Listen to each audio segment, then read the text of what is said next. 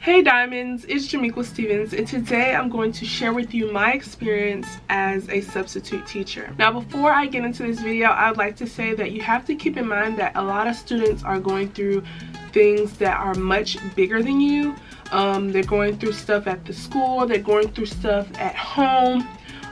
So the way your class acts is not a reflection of the type of substitute teacher you are. Like, it doesn't make you a bad substitute teacher if you have a class who doesn't want to listen to you. You have to keep in mind that you are part of something that's bigger than yourself. So before I start this video, make sure you're subscribed and hit that bell to get notified every time I upload. So I'm going to give you two examples of my experiences, and these two experiences or days were back to back. One was on Thursday and the other day was on Friday. I wrote my little notes in my phone. So my first experience was a half day for a reading teacher. It was at a middle school for 7th graders, and I had a class of 18 students. On this day, we had a fire drill and an active shooter drill. The teacher gave me the classroom that day, but she still stayed. She said she wanted to stay until after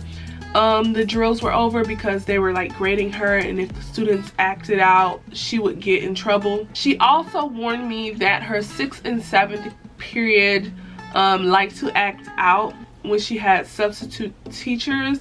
So I was kind of prepared for the acting out, as she puts it. When she was there, she was in the other room while I was in the classroom. It's like 2 rooms connected. She would come back in the classroom and tell the students to quiet down. They're not bad students, they just have a few people in the classroom that did act out. And when I say act out, I mean random outbursts, walking around the classroom, and being very sarcastic towards me and the other students in the classroom. I had to send several students to another teacher's classroom across the hallway. She told me if anybody act out, please send them to her.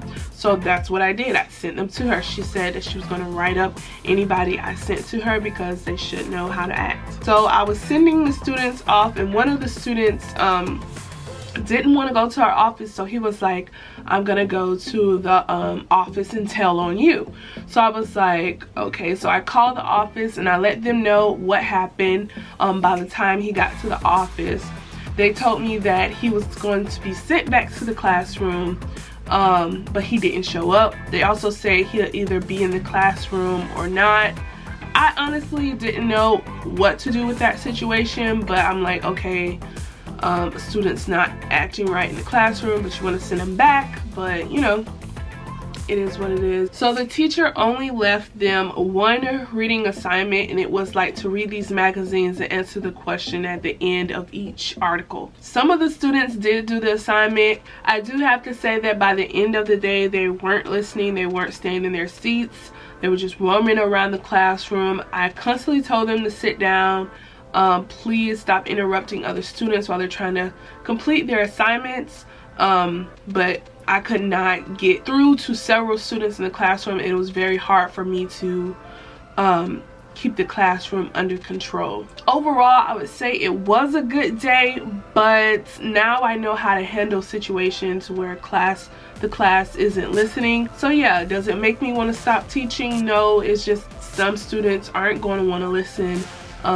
Like I said, some of the stuff that they're going through is bigger than you. It wasn't nothing too like, oh my gosh, I can't do this anymore. So the overall grade, I would say for the classroom, in my experience, I would say a C+. Would I go and teach there again? Absolutely. So now I'm going to talk about my second experience, which was on that Friday. It was a full day of teaching. It was an English language arts class, elementary. I was teaching 5th graders. Because we were going through a hurricane watch for the state of Florida, we had Hurricane Dorian. only 6 of the students showed up in that classroom on Friday. They were not required to show up to class, so content with my 6 students. There are no drills for that day. The teacher did leave me step-by-step instructions to follow throughout the day. I got to the classroom at 8:15 and I was instructed to get the students at 8:40. So I did have time to read the instructions and go over them and see what I needed to do to plan out the day. Now, I want to say that these students were amazing. They were very well behaved and they just wanted to help. They were social with each other, but they knew how to quiet down. It was like the type of classroom where you can tell that the students really liked each other and it just had like a bond with each other. She did say in the instructions that there were some students that acted out, but they didn't show that day, so it ran really smoothly. I didn't have to send any students to another classroom. Me and the other teacher who usually switch classes, we decided to keep our classes because my class was small. In her classroom she had like almost 20 students, so we both agreed that it'll be better if we just stayed with our classes. And what I liked about this classroom is like they joked and, you know, with each other, talked to each other. It was only 6 of them in the classroom. I'm not gonna sit there and have them be quiet all day. But they joked with each other, but they also knew how to get their work done. I did have one student in the classroom. He did talk a lot, but there's nothing bad about that. Some people are more talkative than others. So what I did as a teacher, I decided to make it more of a classroom assignment. So I decided to do some of the assignments with the students, and the students that were talkative and, you know, they just went ahead and did the assignments with the class. So that kind of quieted down some of the students that were talking a lot because they wanted to get their work done. Then after that, I took these students to lunch. They had a 30-minute lunch, and then by the time lunch hit, they had already finished all their assignments. I'm telling you,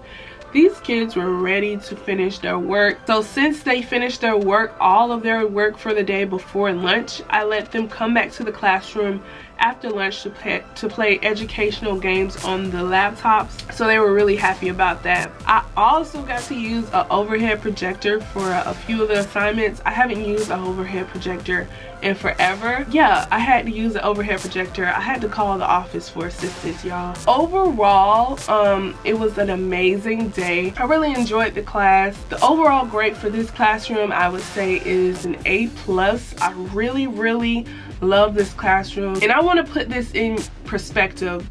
On Thursday it wasn't such a good day, but Friday it was a completely different day. So some advice I would give is, if you have a bad day, don't take it personally. Just keep going. What you're doing as a substitute teacher is way more, it's much bigger than you. Those were my overall experiences as a substitute teacher.